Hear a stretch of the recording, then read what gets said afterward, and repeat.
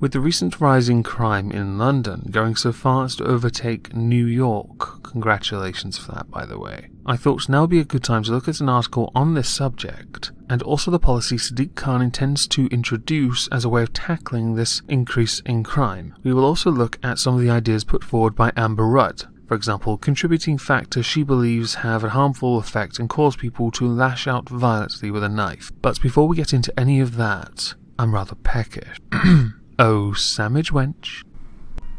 My dearest Overlord, today I, Miss Misa, am here directly to serve you and only you. I am here to provide you with sustenance in the only way I know how. By dressing up in a lewd manner as a Cthulhu-Kin. So today I have for you a sandwich that I totally did not just go out and buy from Tesco, that consists of honey roast ham and egg. Nothing else. I was going to get you the mustard one, but I didn't want you to kill me. So after all this time, I finally made you your sandwich video. I hope you're fucking happy. I am very, very pleased. Now for those that don't know, that was Miss Misa. I will leave a link to her channel in the description. Please consider subscribing to her. Now let's dive into this article. An epidemic of stabbings and acid attacks in London has gotten so bad that London Mayor Sadiq Khan is announcing broad new knife control policies designed to keep these weapons of war out of the hands of Londoners looking to cause others harm. Firstly, weapons of war. Interesting choice of phrase. Second, the knife-related crime is so bad that it overtook earlier mentioned New York. That is embarrassing. Just to put this into perspective, under Boris Johnson, these are the crime statistics. Under Sadiq Khan, these are the crime statistics. Now I'm sure there are a whole host of mitigating factors that play into why it is so much worse under Sadiq Khan. We will get to those. And they should of course all be considered by myself and you, of course, the audience, because I don't want you to suddenly think that I'm going to give you the answers. In this, I'm more than happy to present the evidence,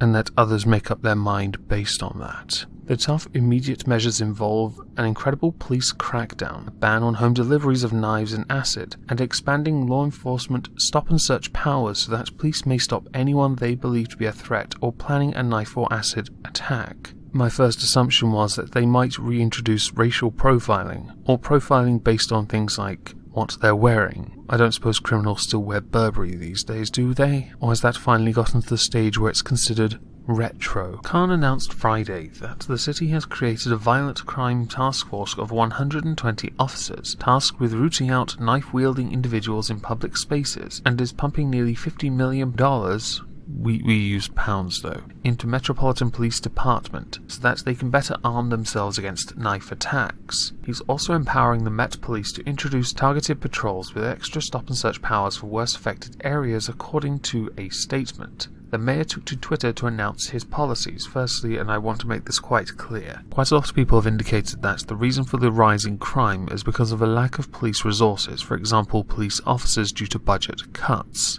Now I've gone into quite a lot of depth on multiple political streams I've done on my second channel on this. I do believe the budgets are a bit too small, but I do believe that in some instances where the crime has gone down, the need for police officers has been diminished, therefore the budget has been cut. It is entirely circumstance based, so you have to be very careful how you decide to lay blame. That said, we will look at that also in a moment, once we've looked at Sadiq Khan's little thing on Twitter. No excuses, there is never a reason to carry a knife. Anyone who does will be caught and they will feel the full force of the law. Accompanying that is a london.gov statement on this, which includes boosting police power, preventing future violence, tackling gang violence, and a City Hall summit. I will leave a link to this in the description. Now I'm glad that Sadiq Khan is somewhat proactive on this, but I'm not overly fond of the idea of introducing laws that basically make it so that people in London can't buy some very basic resources, under the pretense that what they're buying is a weapon of war. I like spreading butter on my toast, okay? For that I need a butter knife. If I put that across someone's throat, I promise you this, what they do to me in return for essentially rubbing a very blunt knife across their neck will be far worse. And it's not just knives here you've got to consider. There are a whole host of products people can get for the home to clean the home that could be used as a form of acid for an acid attack. This to me raises a number of alarm bells and makes me wonder if London's going back to the time of the Tudors. You know, when people, instead of using their toilets because they're so disgusting, would instead throw all their waste into the street or the Thames. I mean, it would save people having to buy bleach now, wouldn't it? And disinfectant. Parliament is also set to take up heavy knife control legislation when it resumes this week, which explains why last week on my second channel there was no PMQs. The UK government is expected to introduce a ban on online knife sales and home knife deliveries, declare it illegal to possess zombie knives and knuckle dusters in private. Zombie knives are those defined as being manufactured for the purpose of being used as a person-to-person weapon, and ban sales of caustic materials to anyone under the age of 18, The Independent reports. As they've mentioned knife legislation, now would be a fantastic time to actually address what our current rules and laws say. Selling, buying and carrying knives. The maximum penalty for an adult carrying a knife is 4 years in prison and an unlimited fine. You'll get a prison sentence if you're convicted of carrying a knife more than once. Now I do think, and I have said this multiple times in the past on streams especially, there are certain circumstances when you take a knife with you. For example, where I live, you will find most fishermen carry one so they can cut their bait up. That's a simple fact. Some cobblers I know who go to work take their tools with them, and their knives are very sharp. When you go camping, you take a knife. It is a necessary part of some of the equipment you need. Basic laws on knives. It's illegal to sell a knife to anyone under 18 unless it has a folding 3-inch blade or less. Carrying a knife in public without good reason unless it has a folding blade with a cutting edge 3 inches long or less. Carry, buy or sell any type of banned knife. Use any knife in a threatening way. In Scotland, 16 to 18-year-olds are allowed to buy cutlery and kitchen knives. Although I do believe in PMQs it was mentioned changing that to make it more restrictive, placing knives behind some kind of locked door. Lock knives are not classed as folding knives and are illegal to carry in public without good reason. And then there's a list of all the banned knives, some of which I don't really think are knives at all. You have butterfly knives, disguise knives, flick knives, gravity knives, stealth knives, zombie knives, swords. I have swords. You can get fucked on that. Sword sticks, which is a hollow stick with a sword in it. Push daggers, blowpipe, not a knife. Telescopic truncheon, not a knife. Batons, not a knife. Hollow kubatons. Shurikens, definitely not a knife. Kusari gama, which is basically a knife on a rope. Foreign, a hook knife attached to a rope called a Y, basically the same thing as above but a little different. Another foreign, a weight attached to a rope. Hand or foot claws, knuckle dusters. That's every rapper from like the 90s, no longer allowed in our country. Good reasons for carrying a knife or weapon. So here we go. Taking knives to use at work, to or from work. Taking it to a gallery or museum to be exhibited. If it'll be used for theatre, film, television, historical reenactment or religious purposes. If it'll be used in a demonstration or to teach someone how to use it. You left fishing out of this law. Now I can't wait to see what the new law will be when it's introduced, but I have a sneaky feeling it's going to be even more restrictive. Now I want to make this warning quite clear to the government. We know what will happen. Now we have an increase in gun crime in our country and it's getting silly. Illegal gun crime. Well, guns are illegal anyway, so of course it's illegal. Well, not all guns. But our gun laws are incredibly restrictive, okay? You start doing this to knives, people will switch to another weapon, and this will continue. It always has done, and it always will do. I saw Matt Christensen talking about gun control in the US.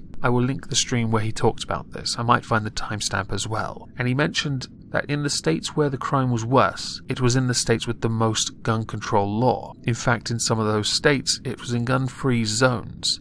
So it was entirely illegal from the offset. But the states with no gun control, or very little gun control, the crime rate was way down, far to the point where the gun crime was almost non-existent in some states. If people don't, by the way, watch this, you should all go watch Beauty and the Beta. It is very entertaining, and I really want to get Skag onto a stream here sometime. That could be fun. Now let's move on from this to Amber Rudd, because she is a special kind of Home Secretary. But we will also talk about Theresa May, because let's not forget here, all the budget cuts that happened while she was Home Secretary. So we should of course address that, along with some of Amber Rudd's rather naive remarks. Home Secretary Amber Rudd said internet companies needed to step up their response to youth violence after a spate of murders in London just hours after 2 more people were violently killed last night. I believe in 1 week in March there was 8 murders, which may not sound like a lot, but it is quite a lot, considering the nature of it. The Home Office has said that violent videos posted online by gang members glamorized criminality and incited violence for young people. Clearly we need to ban the internet for them then. A spokesman said the instant nature of social media also means that plans develop rapidly and disputes can escalate very quickly, which is why, if I remember correctly, a number of police officers have been moved from being on the streets to being on social media,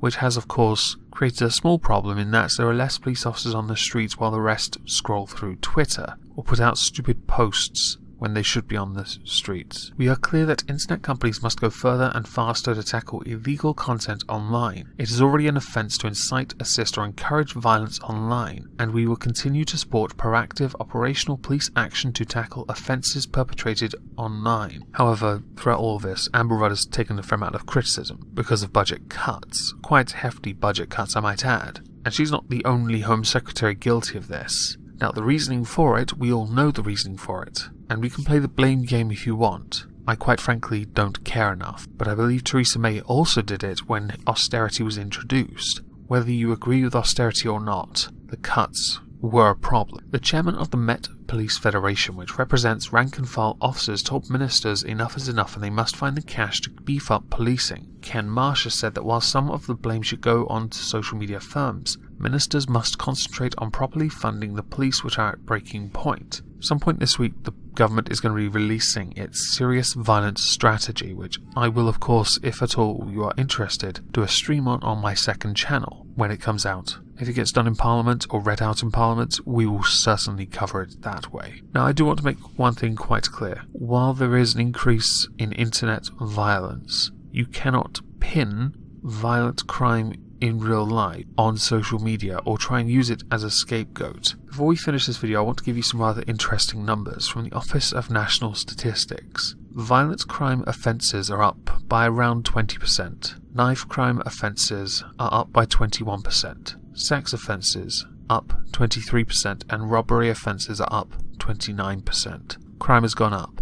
Police numbers are down. The budget is nowhere near where it once was. Therefore, you need more police. Unfortunately, you do this time. You need to put more money into it. And it sucks that you have to, because of course we want to live in a safe environment without there being so many police. But clearly, there are areas in London, not all of it of course, hashtag not all, that cannot be trusted to not use a knife or throw bleach in someone's face. Sorry, acid in someone's face. I know that there are many Conservative supporters, and MPs have done this in Parliament, who have tried to say that the overall violent crime is at an all-time low. Unfortunately, that is not true. Gang crime is one of the factors in this rise. Of course it is. There are other factors that also play into it. If you were to press me for an answer on how to deal with this, I would probably suggest giving the Metropolitan Police, whether you trust them or not, the resources needed to increase the police numbers, because these statistics need to go down. But there are other factors at play here. Amber Rudd mentioned social media, which obviously is a terrible scapegoat, but if she'd obviously expanded on it, she might have said people's use of social media as an escape from the real world may be due to factors at home. Unemployment playing a part, poor upbringing, not just being poor but also terrible parents, making friends with the wrong people, failing in academia, a lack of space for children to play and be happy. I'm sure there are other factors, but honestly I can't think of any right now. In short, there are many mitigating factors. Our laws are pretty tight as they are. I can hardly wait to see how they manage to make them even more strict, to the point where people practically can't buy one and end up cutting up their food with their fingers, which won't work. Anyway, all this depressing knife crime related nonsense aside, I hope you all have a lovely day, and thank you all for listening.